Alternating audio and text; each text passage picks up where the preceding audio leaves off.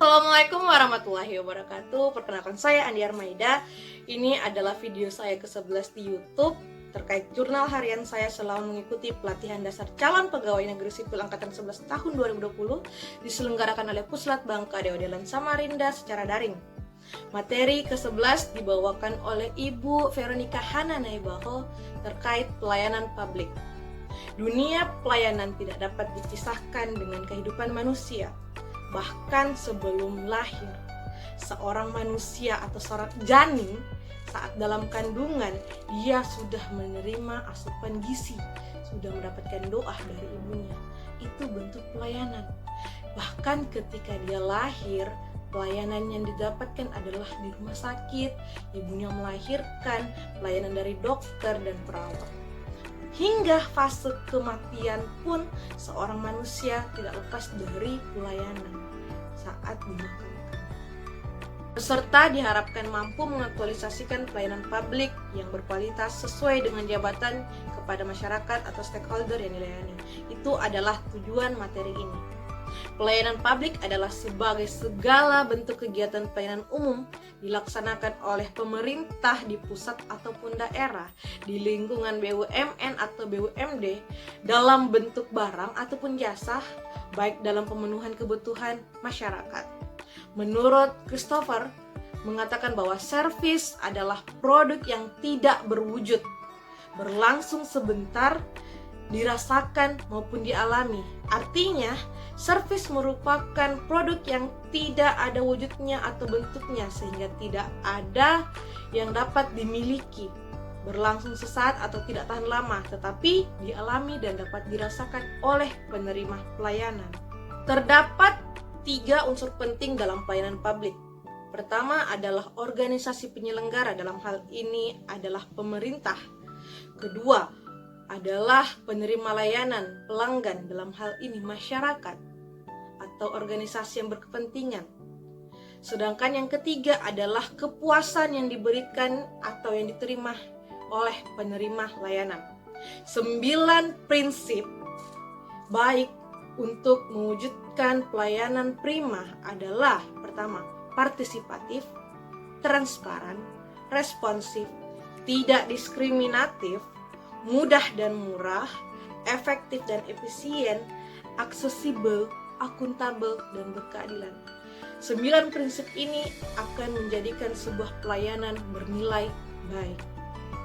Sebagai seorang ASN, kita perlu memahami berbagai hal yang menjadi fundamental pelayanan publik. Pertama, pelayanan publik merupakan hak warga negara sebagai amanat konstitusi. Sebagai seorang ASN, kita berkewajiban memberikan hak masyarakat mendapatkan pelayanan yang terbaik.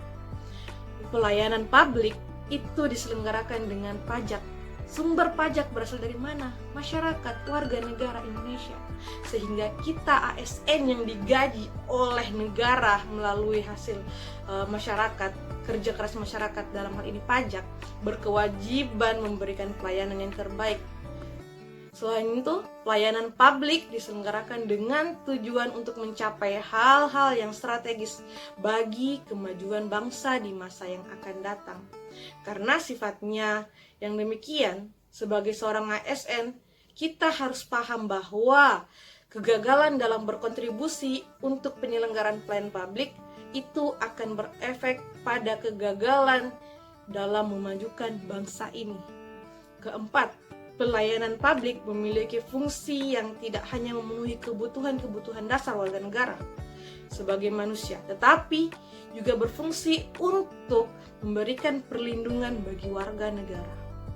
Refleksi diri terkait materi pelayanan publik. Sebagai seorang ASN, saya sadar saya memiliki kewajiban melayani masyarakat. Saya sadar kepuasan pelanggan, dalam hal ini masyarakat, itulah yang utama. ASN merupakan pelayan publik, bukan sebaliknya. Dia bukan yang dilayani oleh masyarakat. Itu salah. Secara pekerjaan saya sebagai dosen, Saya sadar bahwa pelayanan publik harus saya berikan secara optimal kepada mahasiswa saya dengan berinovasi pada metode pembelajaran saya di kelas, dengan mengajak mereka berdiskusi di luar kelas, melakukan bimbingan dengan mahasiswa.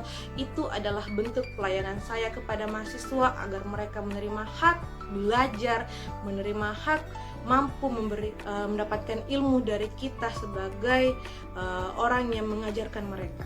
Aktualisasi yang ingin saya lakukan terkait materi pelayanan publik yaitu menyusun bahan ajar ataupun membuat buku ajar guna memberikan mutu terbaik bagi mahasiswa saya di masa pandemi COVID ini. Jadi tidak ada alasan mereka tidak belajar di kelas, tidak mendapatkan ilmu, karena dengan memberi atau menyusun bahan ajar online, mereka bisa belajar dimanapun, kapanpun.